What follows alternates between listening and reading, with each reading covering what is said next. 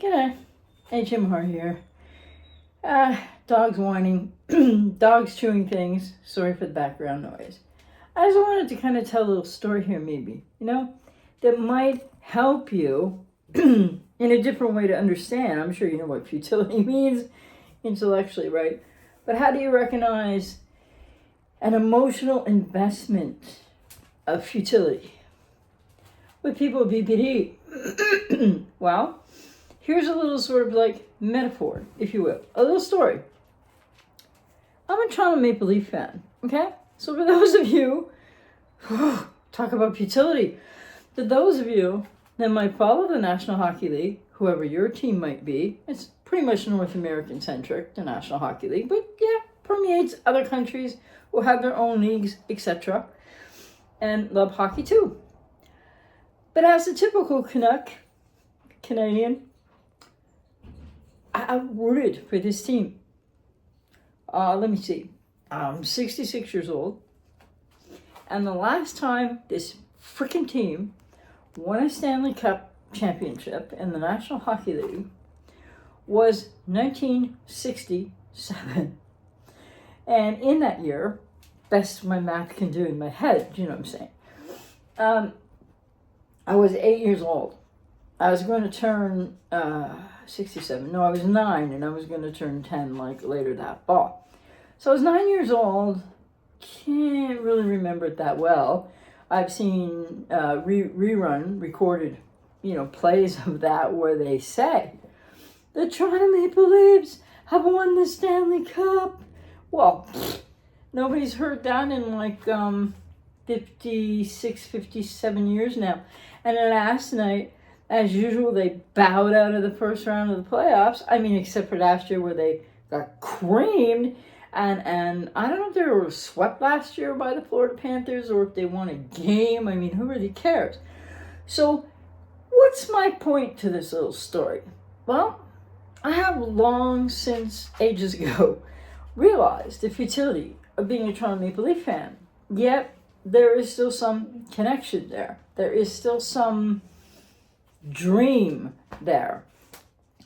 And is that a relationship? Well, it's not a personal relationship.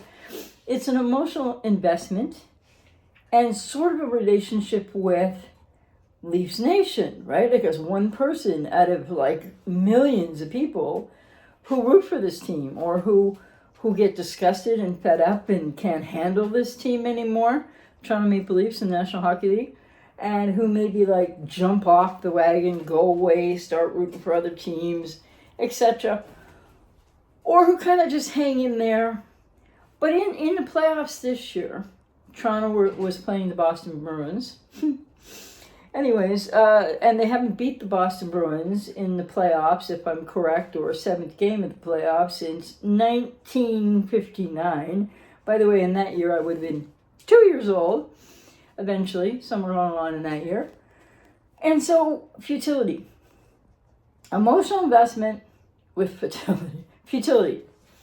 So, I had the opportunity, last night I was working really late with clients, and a couple clients with just more really pronounced needs at the moment. And so, yes, I was working on a Saturday evening. And so the game was going on, and I was wondering what was going to happen, okay? Because after a debacle, I don't want to go into details for you that don't care about hockey or the Toronto Maple Leafs, or maybe you have a team in some other sport that's equally as futile somehow as the Toronto Maple Leafs, and you understand that. But I'm comparing this to the futility of a relationship with somebody with untreated or not well enough treated or actually not healed and recovered from borderline personality disorder. So it's futile. It doesn't work. Might give you some added bonuses. Like when I watch the Toronto Maple Leafs, I don't watch all their games anymore. I don't have time. But if I watch games during the regular season, they tend to be much more entertaining sometimes. And so they give you that positive intermittent reinforcement of, look, they're a good team. Wow, they did well, and they just won 10 games in a row, in the series.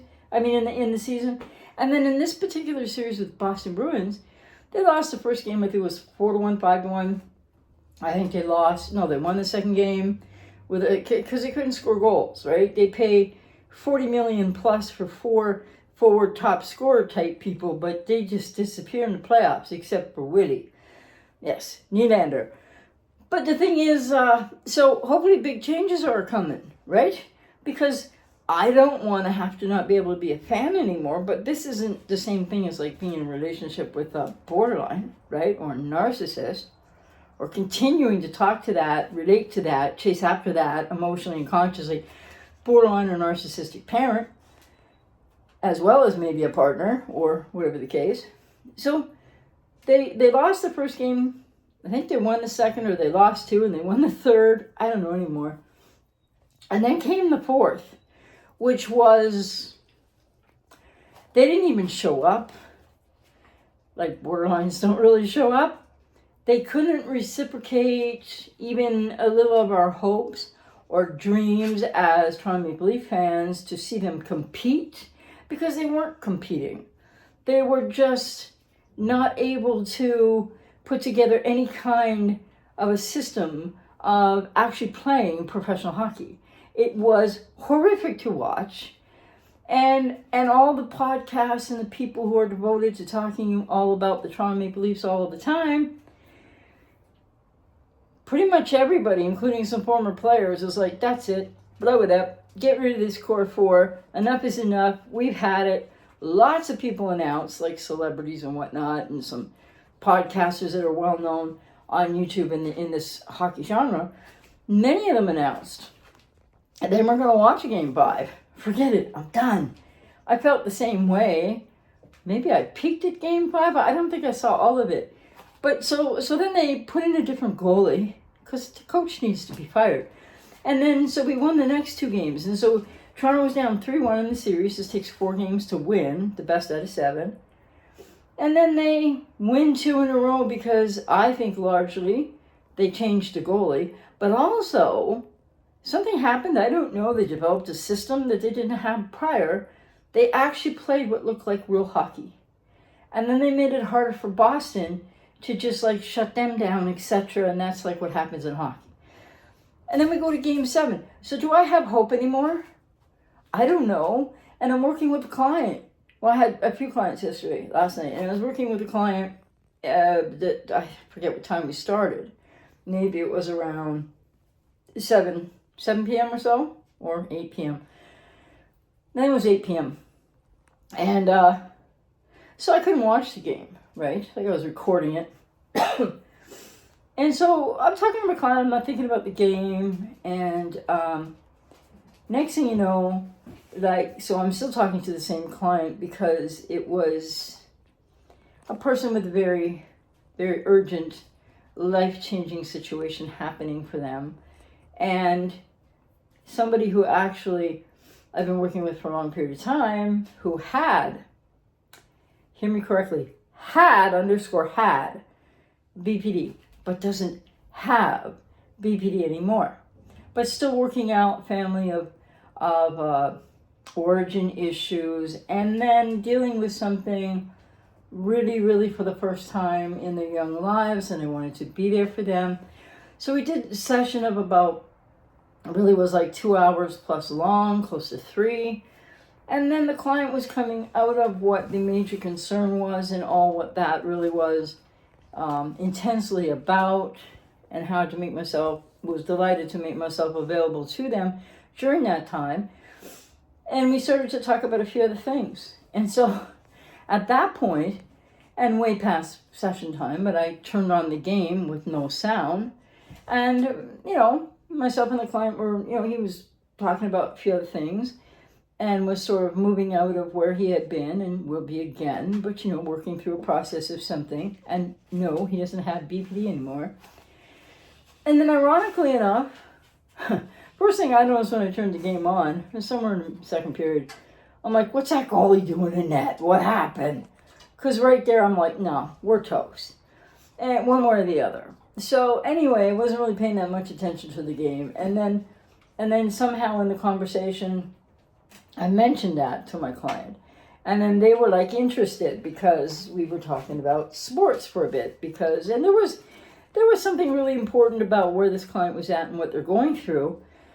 that when they were sort of like in a different place emotionally, and they'd gone through a lot of grief and things in the session, then they were ready to kind of move out of that. And so we started talking about sports. And then, and I don't do this with every client, but yeah, still wanted to be there for the client. And they're talking about sports, and they live in a different, somewhere on the other side of the world from where I do in Canada. And anyway, make a long story short, we ended up talking about hockey, which they don't have, this client of mine doesn't have in their country. And then somehow they found a feed that was kind of from their country, but through another smaller country. And so he could see the game too. And so he was asking me a few questions about the game. And then he was telling me how he responds when he's watching his, and in the way that Europeans mean football, right? Which in North America we call soccer. But he said, he just gets stressed and he paces, and he really gets stressed out with the results of sports sometimes, in particular sports that he is like in teams he really roots for. And so he was asking me, how do I deal with that? What do I do? And I'm like, well, I'm too old to get like hyper and stressed out and whatever every 10 minutes. I don't want to put that pressure on my heart. I want my heart to keep being strong, beaten, and healthy, which it is so far anyway. And so yeah, I really don't go up and down much with the flow of the Toronto Maple Leafs futility. And did I have a lot of hope? No, because as a Toronto Maple Leafs fan, I've learned over the years, as have millions of other fans, that you might be watching it, you might be spending some time with it, you're kind of engaged in it, and you'd like to see them win. But we approach it, I know specifically I do, but many people do, in the vein of, probably not going to win this, but if they do, hey, bonus, but like, yeah. And then, Toronto scored first last night, and I was like, ooh, yeah, you have a reaction. And then wasn't long after, in typical Toronto Maple Leaf collapse, futility play fashion, that Boston scored against them, and so we were tied again. Because the wrong goalie was playing, and I hope that goalie is Gonzo, because I won't ever watch that goalie play for Toronto Maple Leafs again, because the good one, the one that could have won us that game, was hurt in the prior game. So then, it's tied again. Rest of the period goes on. Third period happens. It's still tied. They go into overtime. And it's like, now I'm figuring overtime, this goalie, probably no chance here, but still with a little bit of hope. Now, can you relate to this if you're a BPDX and if you've been recycling a relationship, or you're reverse hoovering, or you're hoovering, or you're trying to make it work, but it isn't working? Be like me thinking I could will the Toronto Maple Leafs to freaking win anything at any point in time. So I don't think it took but 1 to 3 minutes, if that, in the overtime, and Boston scored because, well, it was a defensive breakdown because the Leafs don't have good defense either, but it was also, I think, a goalie error. I think the other goalie would have had that save. I don't think the other goalie would have let in the other goal that Boston scored. It's just thoughts, right? But so the futility of, if I'd really invested in super hoping that the Leafs would come out on top in that game, I would have probably overstressed myself, or because one could kind of argue, and you might be able to relate to this is something in your life aside from the borderline. But if you're with a borderline, this applies to you, then think about that. But in sports or other areas of life where you keep investing in something and it just doesn't pay off, whether it's business, whether it's a sports team like I'm talking about, and that you don't get your feelings, your hopes, your dreams, your being a fan, nothing reciprocal comes back to you.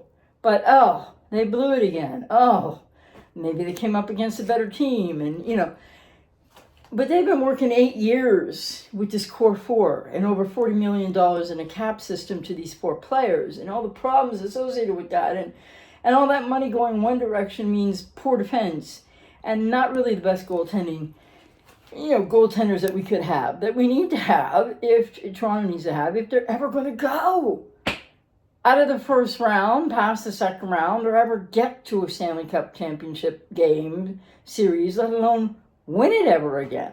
So the futility of that. Now, do I love hockey? It's not the same as loving a person, right? But yeah, I love hockey. Do I love the Toronto Maple Leafs? In some kind of like a trauma-bonded way, yeah. Am I fed up with it? Yeah. Does it yield me back what I hoped for? No. It can be entertaining sometimes in the regular season. So, but like, okay, that's like a relationship though to, or an emotional investment of sorts, very guarded on my part now, to a team, to a sport.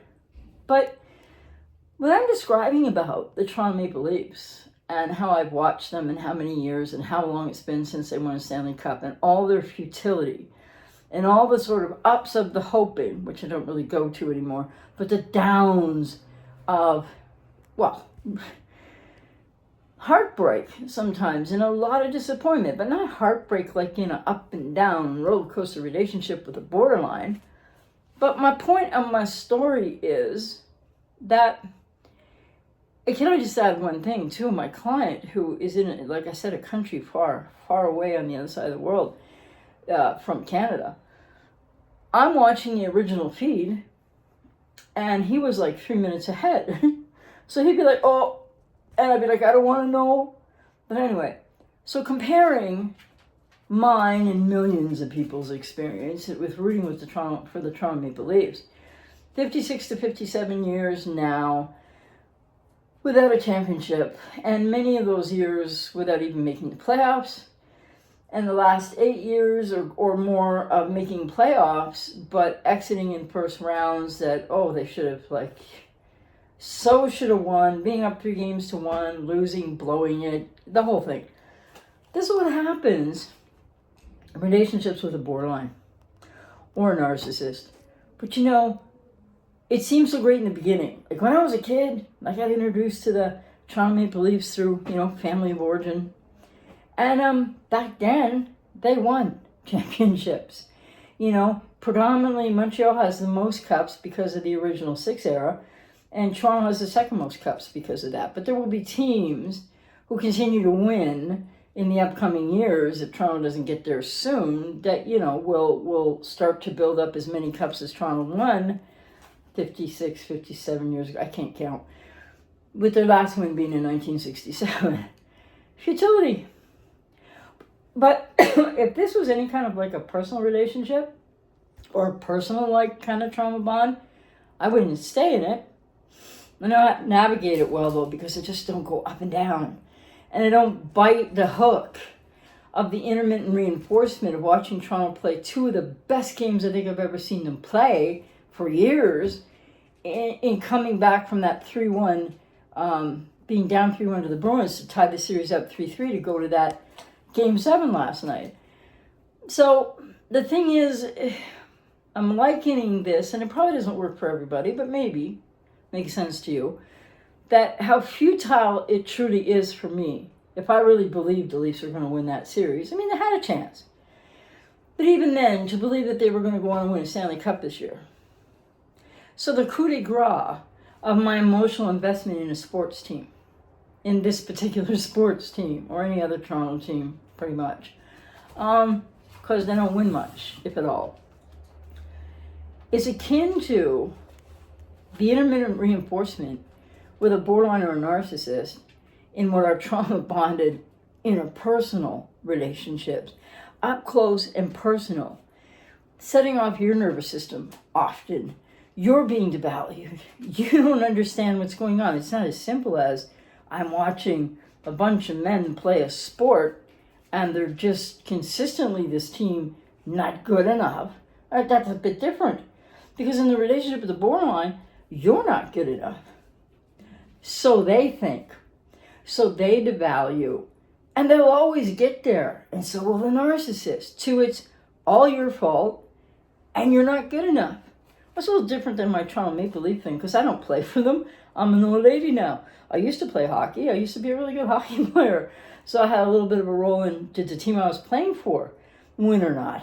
But, so like the futility of being a Toronto Maple Leaf fan, it is even more futile to be the partner, or the adult child, or the favorite person, or a best friend, or a tenant of a landlord, or working for a boss with BPD or NPD, because you're going to continually get that intermittent reinforcement that makes you want to go back. And this is way more personal, right? I mean, this involves, physical relations and missing them and how wonderful they can be. And maybe some really intermittent okay times from the person themselves. Like you go, you have a nice night, you watch a movie, you go out somewhere, you take a trip. Oh, borderlines, even narcissists sometimes, can be great on trips. Especially if you take a lot of them when you're getting to know them, because that's not real life. When you go on a trip and you have everything the way you want it, you get to do it, and you get spare time, then you're there 24/7 with your borderline or your narcissist. You're going out, you're doing, oh yeah, they're going to seem way different then.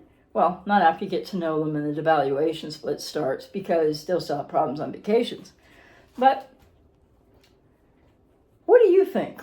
Like, maybe this resonated with you. Maybe you shut it off a long time ago.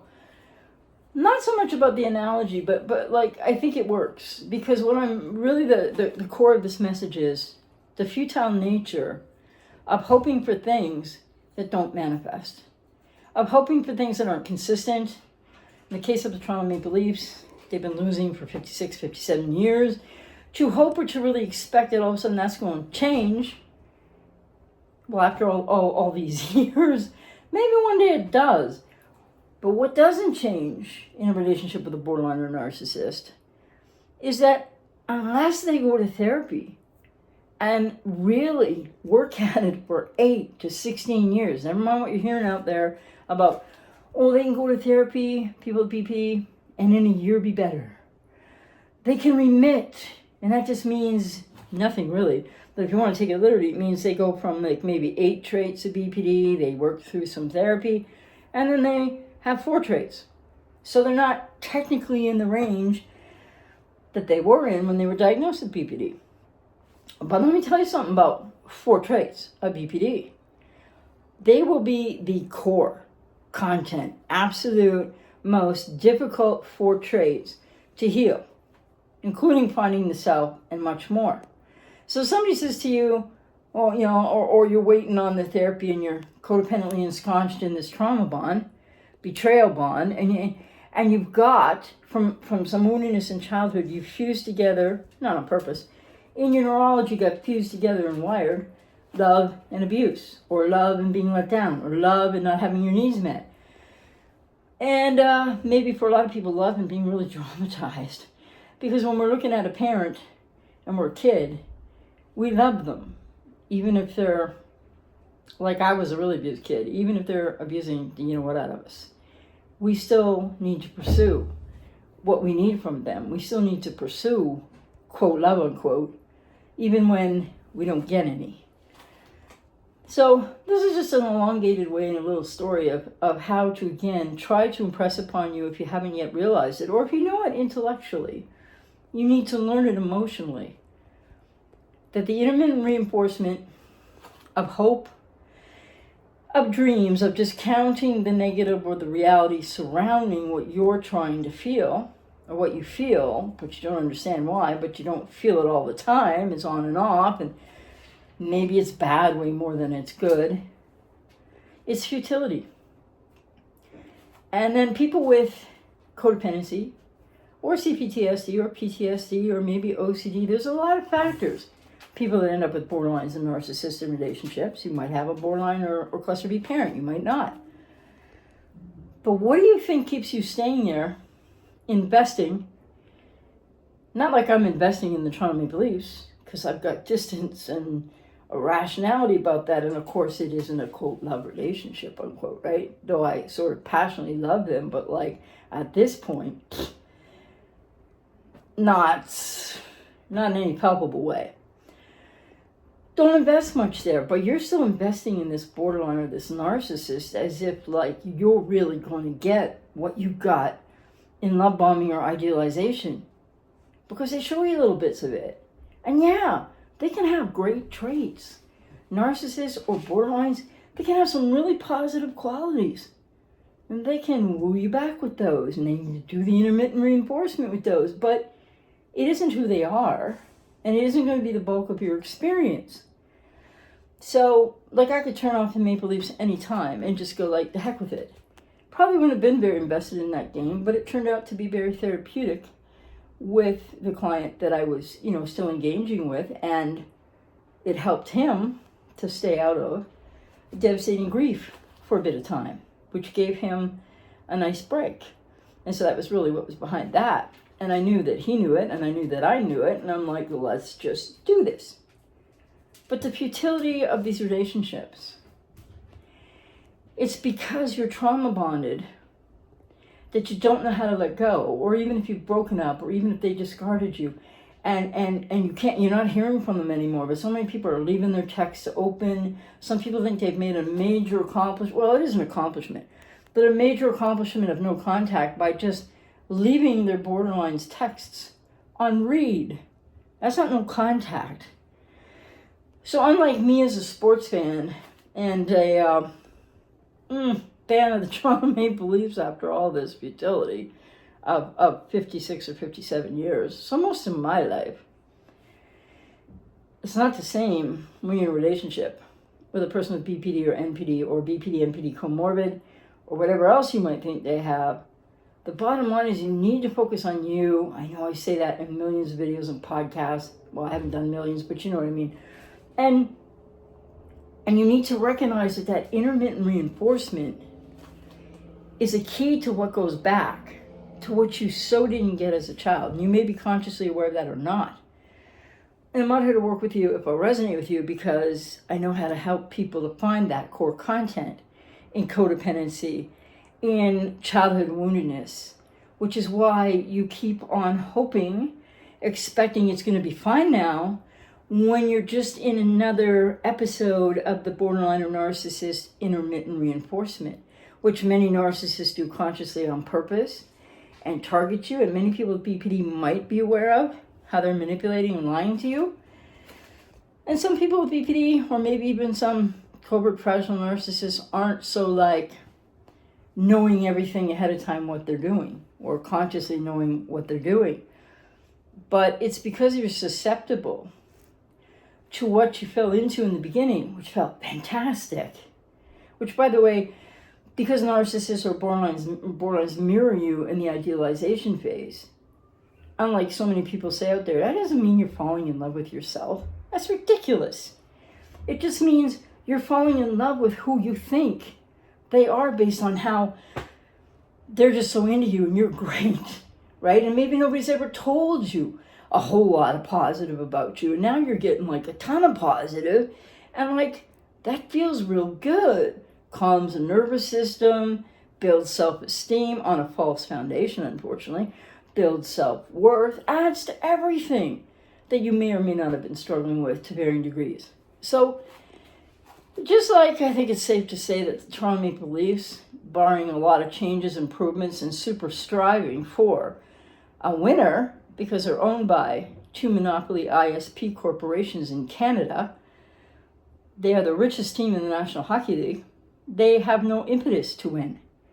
They will make money hand over fist, as they have for these 56 or 57 years of futility. So I question whether or not they even care.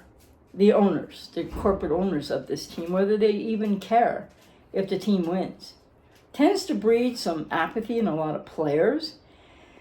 And for me, a lot of apathy as a fan. So, but I'm just trying to give you an analogy of, and maybe you have a sports team that's kind of futile too, in whatever sport you might follow. And you know what that's like. But more to the point, even with all that futility, if you know what that's like, and what I'm talking about the Toronto Maple Leafs and what I know that's like, to keep investing yourself, your precious self that you're losing more and more of, and didn't really know as much as you thought you did in an emotional way, you'll find that out. I'm not trying to gaslight anybody. You need to really, people don't want to accept the futility. People want to keep dreaming because maybe there's another round, and maybe some people know this consciously, but a lot of people are like unconsciously like, there'll be another cycle. I'll hear from him or her again, because the intermittent reinforcement is like a drug, but it isn't really an addiction. But the bottom line is, have you really sat down and thought and then started to try to journal and feel the futility and the ups and the downs that are really patterned? If you just stop thinking about it, or if you really can feel it, and then put some, well, there's no logic there, but put some understanding to what this person is actually doing to you, whether consciously or unconsciously, whether with intent or not. It is breaking you down more.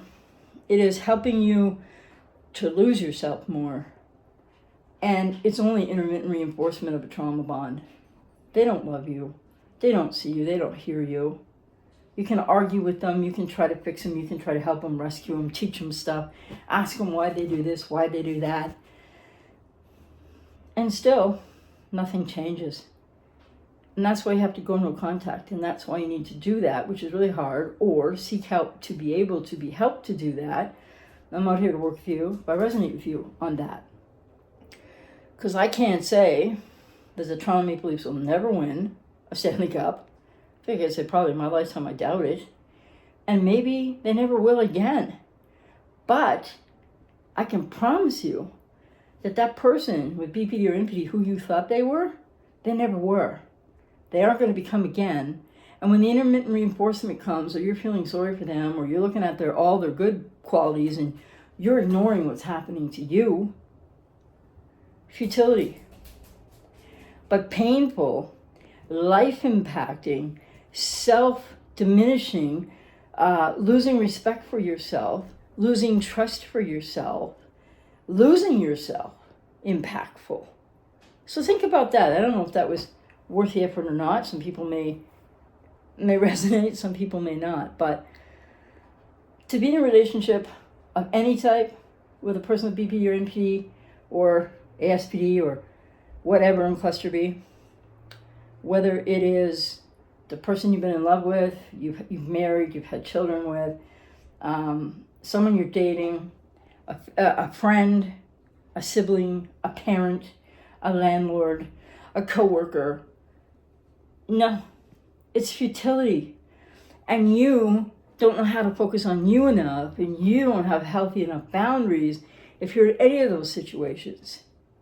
What do you want to do about that today? Because you need to care more about you.